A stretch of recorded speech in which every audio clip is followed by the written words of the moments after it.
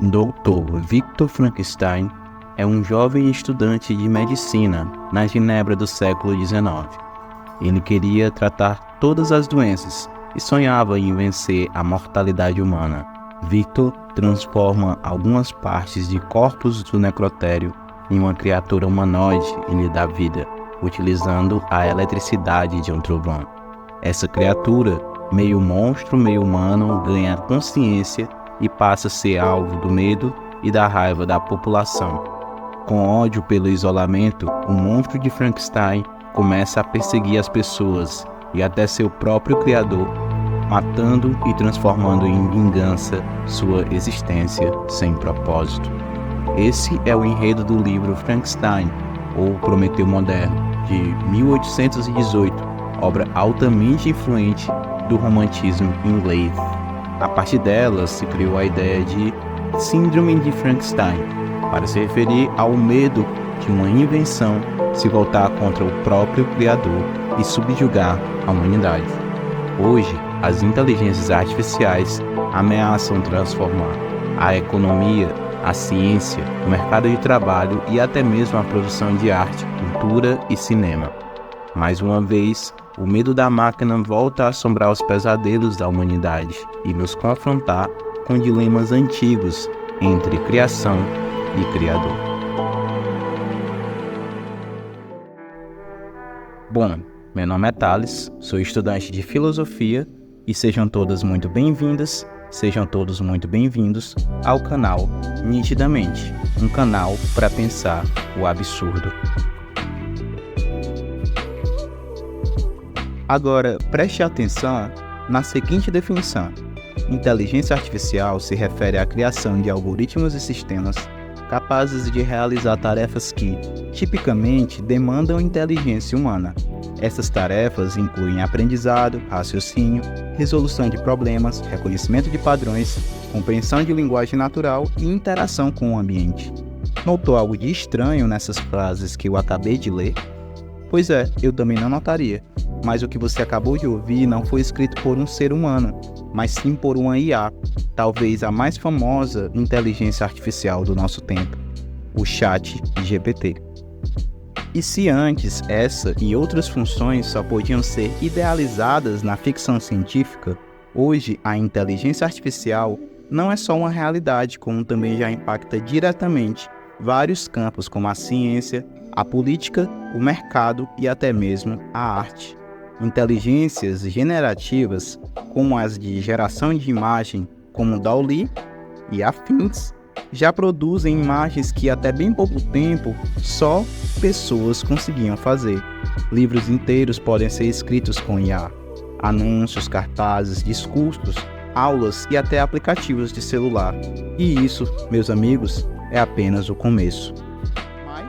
Para entender melhor como chegamos nesse grau de avanço tecnológico, vamos dar alguns passos atrás e fazer uma viagem até o século XX, quando as primeiras pessoas começaram a sonhar com uma máquina capaz de imitar um humano. O próprio termo robô foi usado pela primeira vez em 1921 por Karel Čapek, numa peça de teatro, e deriva da palavra tcheca robota, que significa algo como escravo ou servo.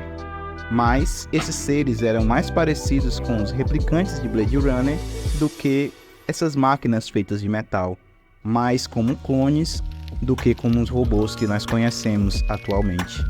A nossa concepção moderna de robô foi na verdade sedimentada pelo trabalho de Isaac Asimov, desde o clássico Eu, Robô, de 1950. Já para se falar sobre a ideia de uma inteligência artificial propriamente dita, ela data das contribuições de Alan Turing, considerado por muitos o pai da computação. Para testar se uma máquina realmente teria uma inteligência comparada à humana, ele propôs o seguinte experimento mental, conhecido como um teste de Turing. Imagine um ser humano em uma sala totalmente isolada. Essa sala tem uma comunicação limitada com outras duas salas.